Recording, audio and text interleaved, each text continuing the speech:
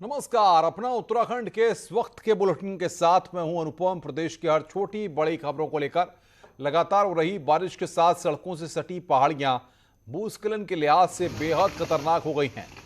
बार बार चटक कर गिरती पहाड़ियों का ये ऐसे ही दो दृश्य देखने को मिले हैं, जिनमें पहला बद्रीनाथ हाईवे पर देवप्रयाग के निकट तोता घाटी का है, तो दूसरा पौड़ी हाईवे पर ज्वालपा देवी मंदिर के पास का है।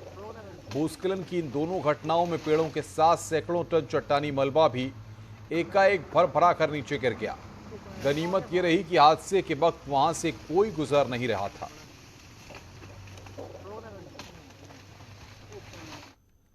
देहरादून मसूरी मार्ग में आए मलबे को हटाने में प्रशासन की टीम लगातार लगी हुई है। एनएच और पीडब्ल्यूडी की टीम जहां वैकल्पिक रास्ता भी तैयार कर रही है, वहीं पहाड़ी से गिर रहे पत्थर बड़े हादसे का कारण बन सकते हैं। इसीलिए सड़क से एक एक कर गाड़ियों को निकाला जा रहा है। हालांकि अभी प्रदेश में तेज बारिश का अलर्ट है, इसलिए मौसम विज्ञान केंद्र की तरफ से अभी पहाड़ी इलाकों में सफर न करने की हिदायत भी दी जा रही है। ग्राउंड जीरो की तस्वीर बता रही है न्यूज 18 संवाददाता भारती सकलानी।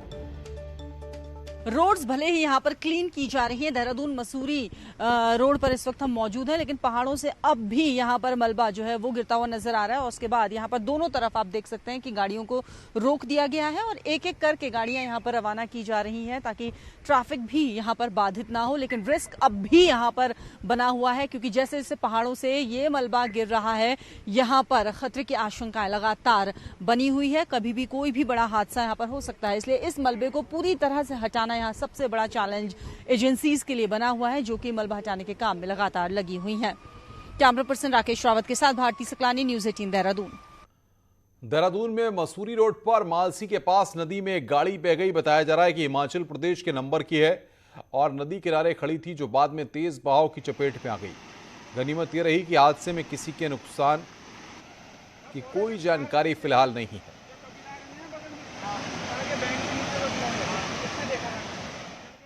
देहरादून के खेरी गांव में दुर्घटनाग्रस्त होकर एक गाड़ी नदी में गिर गई, जिससे दो युवक घायल हो गए। रायपुर पुलिस ने देर रात दोनों युवकों को रात में ही रेस्क्यू अभियान चलाकर बचाया। मामले में युवकों की भी लापरवाही सामने आ रही है। दोनों युवकों को सड़क के टूटी होने की खबर थी, लेकिन वो शराब के नशे में उसी सड़क पर चले गए, जिससे यह हादसा हो गया।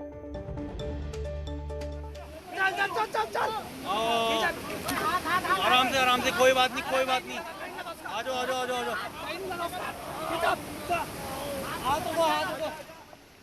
विकासनगर में देर रात उफनती शीतला नदी में एक गाड़ी फंस गई, जिसमें एक महिला समेत 3 लोग सवार थे।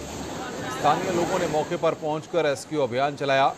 जेसीबी मशीन की मदद से गाड़ी को बाहर निकाला गया और तीनों लोगों को सुरक्षित बचाया गया।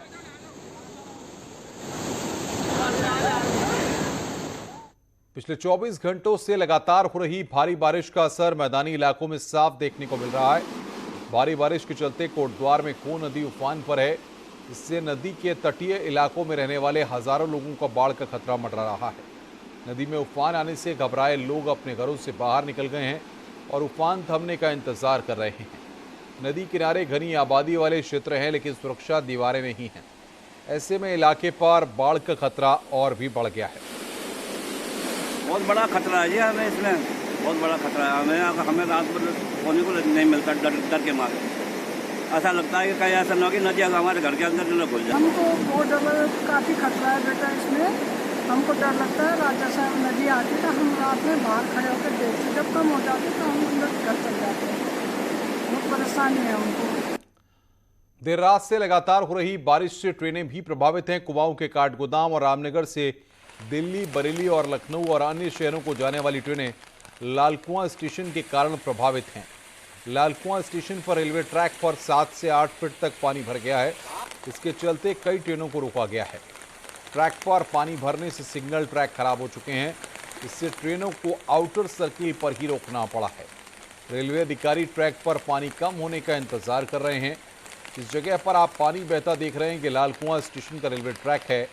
इसे देखकर आप अनुमान लगा सकते हैं कि पटरियों पर कितना पानी वहां पर भरा हुआ है। क्या इस टाइम क्या कंडीशन है ट्रेन को संचालन की?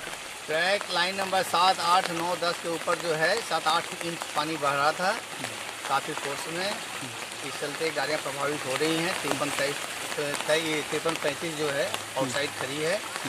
अभी भी गुलरबो साइड पुलिया के नीचे 1 फीट पानी बह रहा है।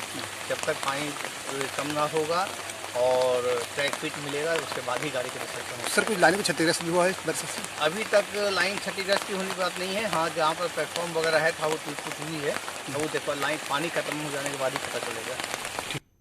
हरिद्वार में रात से हो रही तेज बारिश के बाद जनजीवन प्रभावित हुआ है और शहर भर में कई जगहों पर पानी भर जाने से लोगों को परेशानी का सामना करना पड़ रहा है। पहाड़ों और मैदानी क्षेत्रों में लगातार हो रही बारिश से गंगा का जलस्तर भी बढ़ा हुआ है। हरिद्वार के भीमगौड़ा बैराज पर गंगा फिलहाल खतरे के निशान पर बह रही है। अगर बारिश इसी तरह जारी रही तो गंगा का जलस्तर और भी बढ़ सकता है। हरिद्वार के राजाजी टाइगर रिजर्व पार्क की रवासन यूनिट से सटी रवासन नदी देर रात से ही अपने उफान पर है, जिससे आसपास के गांव और यहां तक कि रवासन यूनिट को भी बाढ़ का खतरा बना हुआ है। वहीं पास के ही गंडी खाता गुजर बस्ती में भी बारिश के चलते बाढ़ जैसे हालात पैदा हो गए हैं। लोगों को अपने घरों में ही शरण लेनी पड़ रही है। कल रात 8 बजे से लगातार हो रही एक ही रिजिम से बारिश हो रही है, जिससे कि रवासन यूनिट को जो है बाढ़ का खतरा पैदा हो गया है। रवासन नदी में जो है अचानक बाढ़ जैसी स्थिति हो गई है। कुमाऊं के इलाके में लगातार बारिश का सिलसिला जारी है, जिसके चलते कई सड़कें बंद पड़ी हुई हैं। ऐसी बारिश के बीच सुबह हल्द्वानी से नैनीताल जाने वाले NH87 एक जगह पर धंस गया। दो गांव के पास हाईवे का एक हिस्सा धंस चुका है। इसके चलते रोड पर आवाजाही प्रभावित हो रही है। हाईवे जिस जगह पर धंसा है वहां पर महज एक गाड़ी निकलने की ही जगह बची है। इसके चलते पुलिसकर्मी तैनात किए गए हैं जो बारी बारी से गाड़ियों को निकाल रहे हैं। टिहरी में भारी बारिश के चलते एक मकान की दीवार ढह गई, जिससे मलबे में 15 बकरियां दफन हो गई और 8 घायल हो गई हैं। घनसाली के घेरका गांव का ये पूरा मामला है।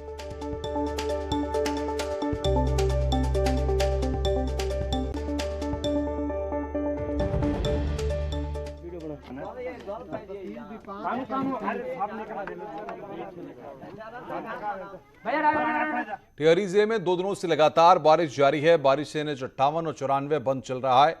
बारिश के चलते नई टिहरी में इंटरनेट सेवा भी ठप हो गई है। NH94 और फकोट के पास लगातार रोड टूट रही है। रोड में पूरी खाई बन चुकी है। लोग जान जोखिम में डालकर रोड पार कर रहे हैं। रोड में दरारें पड़ चुकी हैं और लगातार रोड टूट रही है। रोड की गुणवत्ता पर भी सवाल खड़े हो रहे हैं। टनकपुर टू पिथौरागढ़ हाईवे स्वाला के पास लगातार 6 दिन से बंद है, जिसकी वजह से पहाड़ी क्षेत्रों में अब जनजीवन अस्त व्यस्त होने लगता है। पहाड़ी से लगातार गिर रहा मलबा अभी भी खतरा बना हुआ है। सड़क नहीं खुलने की वजह से लोग खटीमा टनकपुर के रास्ते चंपावत, लोहाघाट और पिथौरागढ़ की यात्रा इस हाईवे से नहीं जा पा रहे हैं। प्रदेश में आई आपदा पर सीएम पुष्कर सिंह धामी ने कहा है कि कई जगहों पर आपदा से सड़कें बह गई हैं। आपदा पर सरकार की पूरी नजर है। जरूरी सामान, दवाइयां, खाद्यान्न ऐसी जगहों पर पहुंचाए जा रहे हैं। 24 घंटे हमारा फोकस आपदा पर है। देखिए, निश्चित रूप से रानी पोखरी वाला पुल है और अन्य जगह पर बहुत सारी जगह पर आपदा के कारण से हमारी पूरी की पूरी सड़कें बह गई हैं। हम उसको पूरी तरह से देख रहे हैं। सभी सरकार की जो मशीनरी है हमारी उस पर लगी हुई है। जितना राहत का काम हो सकता है, जो ज़रूरी सामान है, दवाइयाँ हैं, जो खाद्यान्न है, हम उनकी व्यवस्था ऐसे स्थानों के लिए कर रहे हैं जहाँ पर अभी और भी आपदा आने की संभावना है या आपदा आ चुकी है। हमारा 24 घंटे का फोकस आपदा पर है और उसके लिए जो ज़रूरी होगा उसके लिए समुचित जो भी कदम उठाने होंगे करेंगे। उत्तराखंड में आज के लिए तेज बारिश को मौसम विभाग ने अलर्ट जारी किया है। प्रदेश के कई जिलों में तेज बारिश का अलर्ट है। मसूरी में आज घना कोहरा छाया हुआ है। मौसम विज्ञान केंद्र ने सभी विभागों को अलर्ट भेजा है। साथ ही पहाड़ों में सफर करने से बचने की सलाह दी गई है। और बातचीत करने के लिए भारती सकलानी हमारी संवाददाता हमारे साथ फोन लाइन पर जुड़ रही हैं। भारती, किस तरीके का अलर्ट है और किन किन जिलों में अलर्ट जारी किया गया है? देखिए, प्रदेश भर के लिए अलर्ट जारी किया गया है। खास तौर पे 7 जिले बताए जा रहे हैं मौसम विज्ञान केंद्र की तरफ से, जहां पर तेज बारिश हो सकती है। पछवा दून का इलाका, सहसवारा वाला, विकासनगर वाला इलाका, जहां पर हमने देखा था कि गुरुवार को भी तेज बारिश हुई थी, वहां पर अब भी संभावनाएं बनी हुई हैं।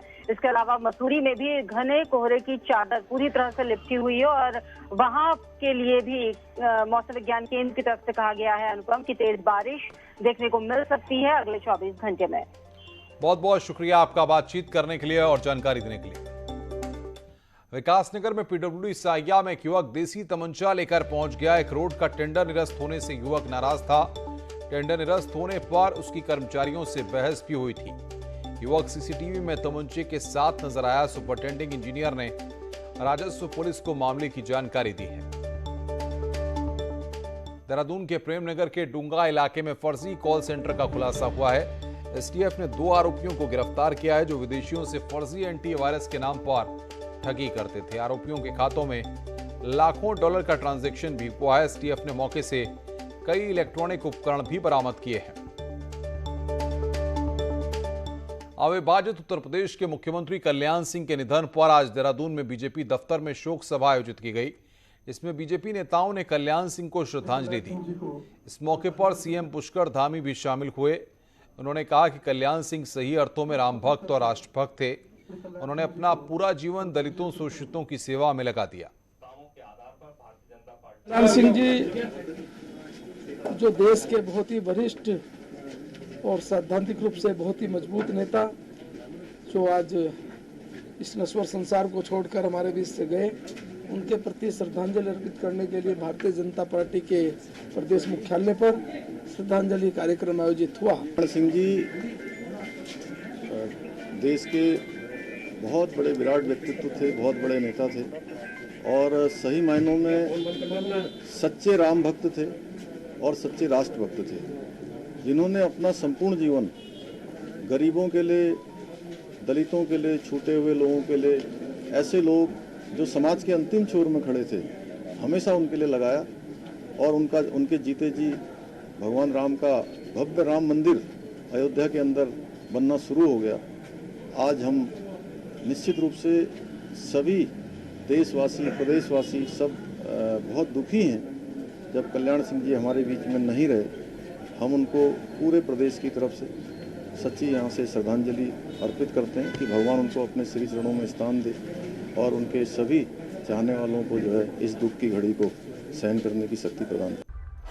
स्वागत है। ब्रेक के बाद प्रदेश में इन दिनों बम्पर वैकेंसी निकली है, लेकिन इन भर्तियों में ट्रांसजेंडर अप्लाई नहीं कर सकते। ऐसे में थर्ड जेंडर को अब भी लगता है कि उनकी स्वीकार्यता की बातें बेमानी हैं।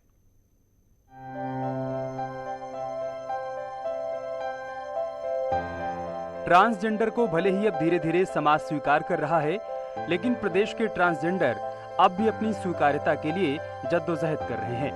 उत्तराखंड लोक सेवा आयोग और दून विश्वविद्यालय ने कई पोस्ट पर वैकेंसी निकाली है, लेकिन इन भर्तियों में थर्ड जेंडर का कोई विकल्प नहीं निकला है। ऐसे में एक एनजीओ से जुड़े देहरादून और हरिद्वार के 400 से ज्यादा ट्रांसजेंडर मानते हैं कि उनकी स्वीकार्यता अब भी सिर्फ जुबानी है। प्रॉब्लम्स तो ऐसा है मैम कि हमारी जो प्रॉब्लम्स आती हैं वो आती है हमें मेन जो है जो एक्सेप्टेंस की है, जो कि हमको कई जगह अपॉर्चुनिटी होती हुई भी नहीं मिल पाती है। गवर्नमेंट से मेरी यही रिक्वेस्ट है कि अगर कोई भी उनके यहाँ जॉब अपॉर्चुनिटी मिलती है तो हमें पर्टिकुलर कोटा ना देते हुए भी पर हमें एटलीस्ट उसके लिए एप्लीकेशन सबमिट करने के लिए हमें जॉब अवेलेबल होनी चाहिए। समाज कल्याण विभाग से पहला ट्रांसजेंडर का सर्टिफिकेट पा चुकी अदिति शर्मा बताती हैं कि उनको सर्टिफिकेट मिलने के बावजूद उनका आधार कार्ड से लेकर बैंक अकाउंट नहीं बन पा रहा है। जबकि पहाड़ से ताल्लुक रखने वाली अंशिका बताती हैं कि उनको समाज आज भी ट्रांसजेंडर के रूप में स्वीकार नहीं कर पा रहा है। मेरा पेन चेंज नहीं हो रहा है, बैंक का अकाउंट चेंज नहीं हो रहा है, जिस भी डिपार्टमेंट में जाओ हर जगह दिक्कतें झेलनी पड़ रही है। मेरा वोटर आईडी नहीं चेंज हो रहा है, सब किसी भी डिपार्टमेंट को ये पता ही नहीं चल रहा कि क्या है, कोई समझ ही नहीं आ पा रहा। मैं वो कहीं पे जाते हैं तो उनके पहली बात तो उनका डिस्क्रिमिनेशन होता है कि भाई कि दुनिया में वो मार्केट में जाते हैं तो वहाँ पे लोग उन्हें गंदे गंदे नज़रों से देखते हैं, उन्हें बहुत सारी चीज़ें कि मतलब ऐसे गंदी चीज़ें बोलते हैं, कभी कुछ बोलते हैं, कभी कुछ बोलते हैं। अब भले ही कोर्ट से लेकर केंद्र सरकार तक थर्ड जेंडर को समाज का अंग मान चुका हो, लेकिन सरकारी विभागों में अब भी इनकी स्वीकार्यता होना बाकी है। न्यूज 18 के लिए देहरादून से भारती सकलानी की रिपोर्ट। इस बुलेटिन में फिलहाल इतना ही, लेकिन चलते चलते देखते हैं इस वक्त की